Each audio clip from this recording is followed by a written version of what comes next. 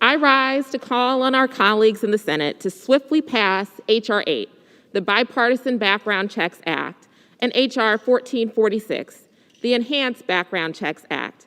These bills are bipartisan, common-sense solutions to our nation's gun violence crisis. Together, they accomplish what the vast majority of Americans want: to keep guns out of the wrong hands. I was proud to co-sponsor both bills and vote for them when they passed the House last week. Now it's time for the Senate to take action.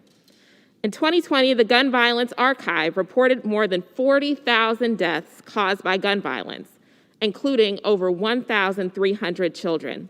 And yet, despite the fact that gun violence continues to rise and that 90% of Americans, including 80% of gun owners, support universal background checks, Republicans in Congress have spent years blocking bipartisan legislation to close our biggest loopholes and keep our community safe. Gun violence is preventable, and yet it's such a tragically routine occurrence in this country that every community has a story. Mine is no exception.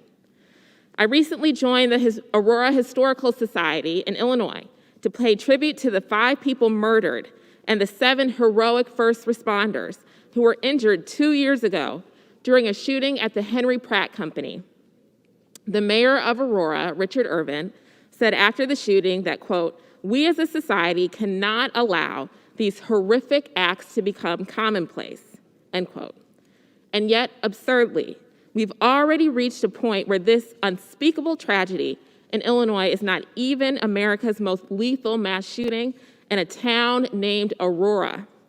So I call on my colleagues in the Senate to take action with us so that our children can someday live in a country in which gun violence is no longer commonplace.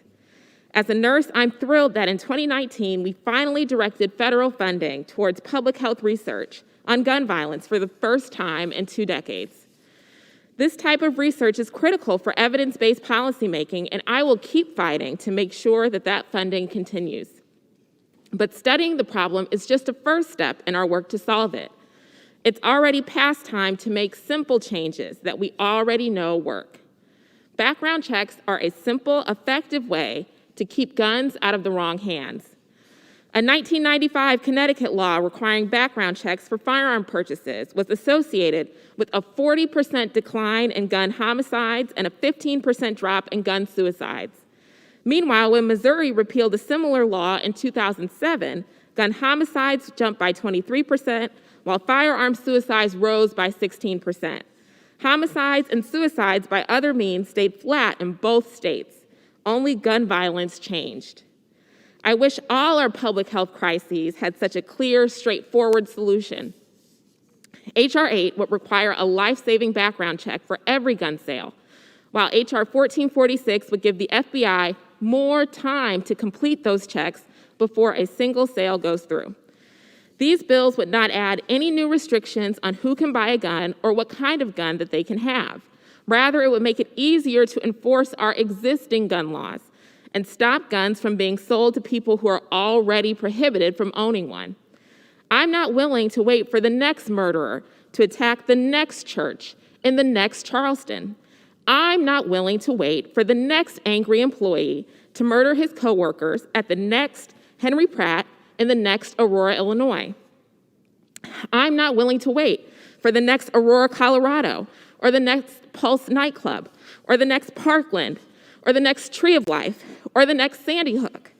I am also not willing to wait for more women to be murdered by their abusers, or for more children to be lost to gun violence.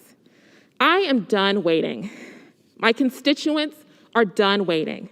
Enough is enough.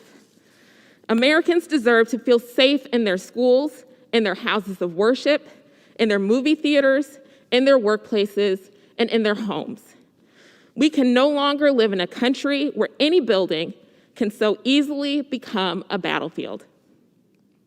My colleagues and I in the House voted last week for a safer future for our children. And now I call on my colleagues in the Senate to save lives and send H.R. 8 and H.R. 1446 to the President's desk. I yield back.